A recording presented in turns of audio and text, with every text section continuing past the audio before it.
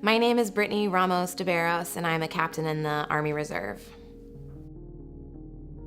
It's gotten harder and harder for me to be in a uniform that I know is presently being used to carry out such violence in so many places.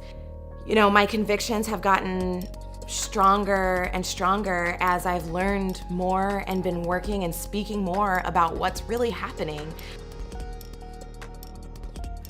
I put this uniform on and I continue to do my job to the best of my ability, but what does it mean if I know that people are being sold lies and I say nothing about it? Do I have integrity if that's the way that I lead?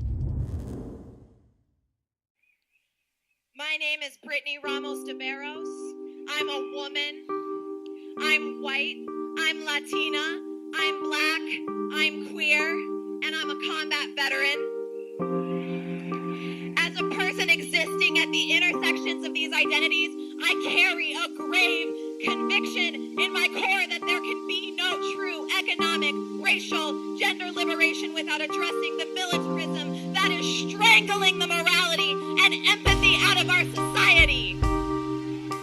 And I gave a speech in Washington, D.C. at the rally that was the kickoff of the campaign after 40 days of action took place in over 30 states around the country, talking about my experience as a veteran and why I believe that the wars that we're a part of are immoral despite how invisible that they've become to the average American. They want us to believe the lie that the precious lives of our soldiers are being spent for the protection of our freedoms. But I spent a year witnessing the bravery and beauty of the Afghan people. Men and women, fathers and mothers risking their lives and their families to overcome oppressive organizations that we funded and enabled.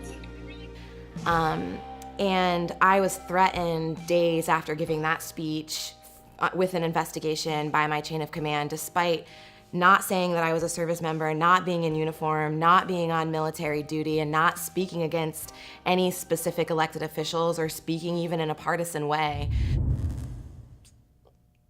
It feels like a moment where your life feels like the sum of what your life means could be made explicit in that moment. And you have to make a decision about what matters enough to you to put yourself at risk and what risk you're willing to take in order to defend that. You know, I was thinking, what is it that I can do? You know, because I think that one thing in our country is that when you talk about what's happening, when people realize, oh my gosh, I didn't know we were bombing 7 countries, or I didn't know that we have 800 military bases while the rest of the world has approximately 70 combined, or any of these things, right? That they're shocked and then overwhelmed, right? Like, but what can I as an individual possibly do about any of that? I really think that if more people were aware, I really believe in people, and I really believe that if more people were aware, then we could build the kind of momentum and power that's necessary to start to change the landscape of what's possible in this country. And so I thought, well, I'm gonna share facts. That's at least something I can do. So I made graphics, and with one fact, mostly that I pulled from DoD reports, things that I found on Google, all public.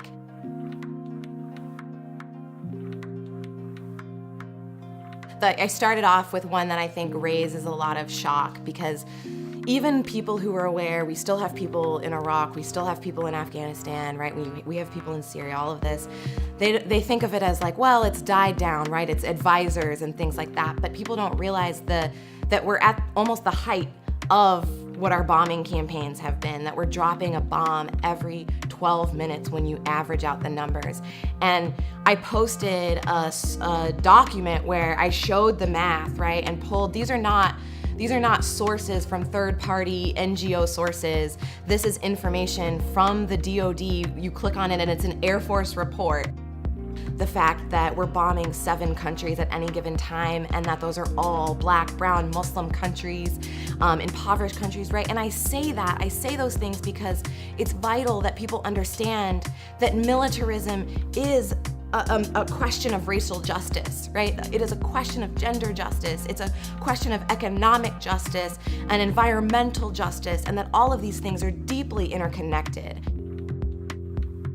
What is driving a lot of our actions is very likely not what we think, which is freedom and, protecting our country and bringing democracy to the world and liberating oppressed peoples, as it's so often sold to the American people. And in fact, that corporations took up and profited from about 45% of that same budget. And then the next day there was an Army Times article claiming that I was anti-military and all of these things. And then the next day there was a Business Insider article, and I found out from that Army Times article that my chain of command had made the decision to formalize an investigation against me.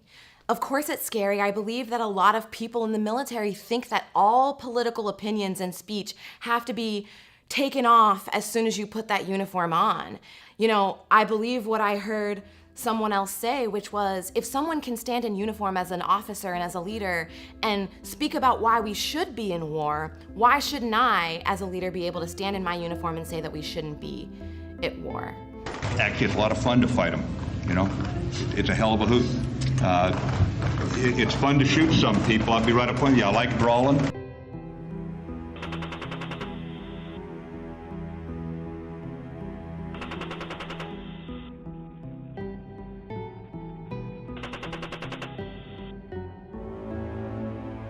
I'm recommending about a total of 400,000 people between the Army and the police. That's doubling. It is. What we've got to do in 12 to 18 months is just show that we basically know what we're doing out here. There's some glimmers of success that we need to show. There's some perceptions that we need to change.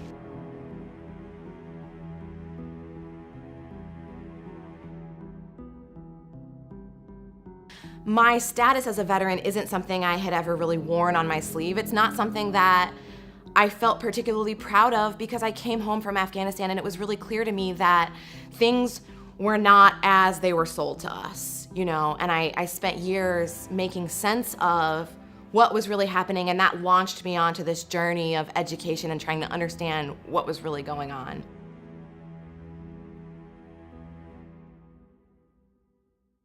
So often it feels like so little to share a tweet or a Facebook post, but when you're talking about a system that even my own soldiers hardly understand even being a part of it, right? When I ask them, which countries are we bombing? They can't tell you. When there's that little awareness raising is ground zero.